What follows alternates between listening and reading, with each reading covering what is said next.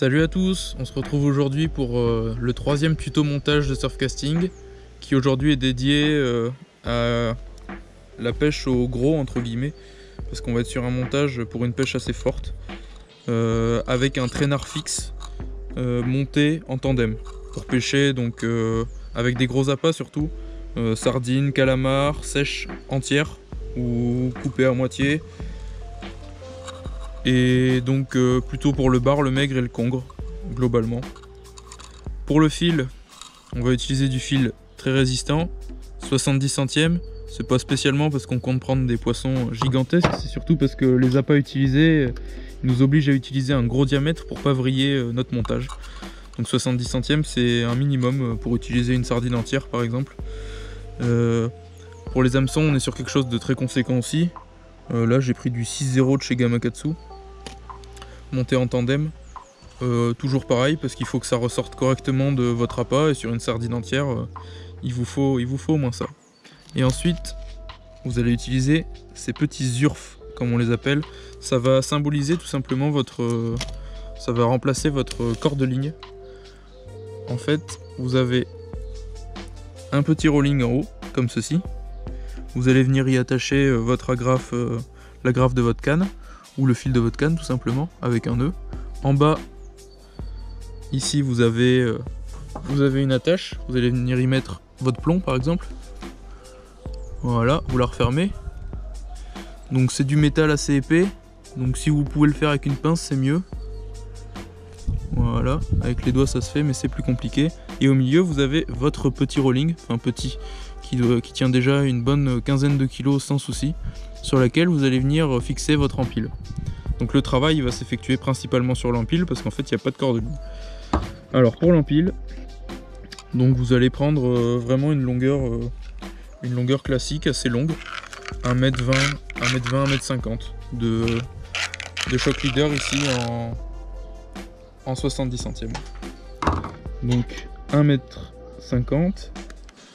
Vous allez fixer votre hameçon avec un nœud assez particulier, le nœud Palomar. Donc voilà, c'est fixé comme ça. Je vous le montre de suite avec la cordelette. Alors on va symboliser ici l'œillet de l'hameçon avec une branche du ciseau. Vous passez votre fil dedans une première fois comme ceci. Vous repassez dedans dans le sens opposé, de sorte à doubler en fait votre fil. Donc là, hop là, on le double. N'hésitez pas à prendre pas mal d'excédent parce que va falloir passer l'intégralité de votre hameçon dans votre boucle. Donc voilà, là j'ai pris pas mal d'excédent. Là, jusque là, rien de compliqué, je vais juste faire une double boucle en fait. Une boucle avec le double fil. Une boucle toute classique. Hop là, on passe dedans. Voilà, comme ceci. Et en fait, c'est là où toute la résistance du nœud se fait, c'est qu'on va passer l'intégralité de l'hameçon, bon en l'occurrence ici des ciseaux, dans cette boucle. Donc là, hop là, je passe mes ciseaux entièrement dans la boucle. Et là je viens serrer petit à petit. Donc là ça se serre assez mal parce que forcément la cordelette c'est pas fait pour faire des nœuds. Voilà. Donc bien sûr sur le nylon, vous humidifiez et vous serrez ensuite. Et en fait voilà, vous avez votre nœud Palomar ici. Et en fait ce montage va être adaptable en fonction de la longueur de votre appât. Alors je m'explique. Vous prenez votre deuxième hameçon pour le montage tandem. Votre empile, vous la fixez pas sur votre urf. Vous passez simplement le fil dans ce sens-là dans votre hameçon. Et après, voilà. Et en fait, votre fil, vous allez pouvoir faire un nœud autour de votre hameçon de manière à englober parfaitement votre appât. Alors, je vais vous montrer avec un leurre souple. Donc voilà, on symbolise une sardine. C'est un vieux leurre souple que j'utilise plus. Alors la sardine, on lui coupe la queue comme ceci. On vient fixer en fait le premier hameçon dans sa tête comme ceci. Hop là. Voilà. Et Et en fait voilà, là vous avez le premier hameçon qui vient se fixer comme ceci. Et voilà, en fait ça va vous permettre d'adapter exactement la longueur où vous allez mettre votre deuxième hameçon. Là admettons mon deuxième hameçon, je le veux parfaitement ici. Hop là, je bloque mon fil ici. Je prends mon excédent, juste là, et je vais faire un nœud sans nœud, comme on l'appelle. En fait, vous faites juste des boucles comme ceci, en passant les spires vers l'intérieur de votre hameçon. Voilà, vous en faites autant que vous pouvez, Allez, 7, 8, c'est déjà pas mal. Comme ceci. Et après, en fait, il n'y a pas de nœud du tout. Vous allez simplement passer le bout de votre empile dedans, comme ceci, et vous tirez. Voilà. Et en fait, il n'y a pas de nœud, mais l'hameçon là, il est très très bien pris. Et là, j'ai un montage qui est parfaitement adapté à mon appât. Et là, je viens piquer donc hop, ma sardine, comme ceci, en travers. Voilà. Juste ici. Voilà. Et là, mes deux hameçons, ils sont parfaitement mis. Il ne me reste plus qu'à venir le ligaturer avec du fil élastique, par exemple. Et puis voilà, mon montage est fait. Donc pour finir votre montage, vous avez votre sardine à laquelle vous pouvez ajouter du fil élastique pour qu'elle soit plus résistante dans le temps.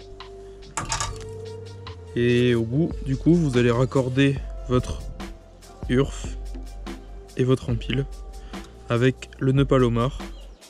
Donc exactement le même que utilisé pour l'hameçon du bas. Donc on passe une première fois dans la boucle de l'émerillon, une deuxième fois, on laisse un maximum d'excédent. Là on fait une boucle toute simple avec le fil qui est doublé, comme ceci. Et pour finir, vous avez juste à passer dans votre boucle le petit turf. Après on humidifie le tout et on serre.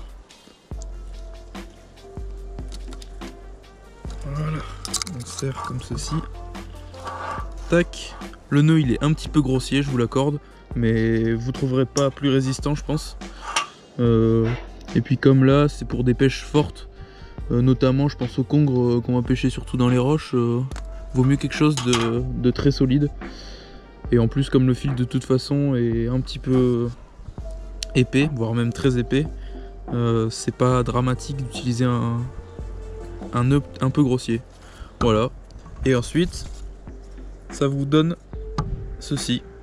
Vous avez votre plomb et votre empile, hop là, tout le long, avec au bout votre sardine.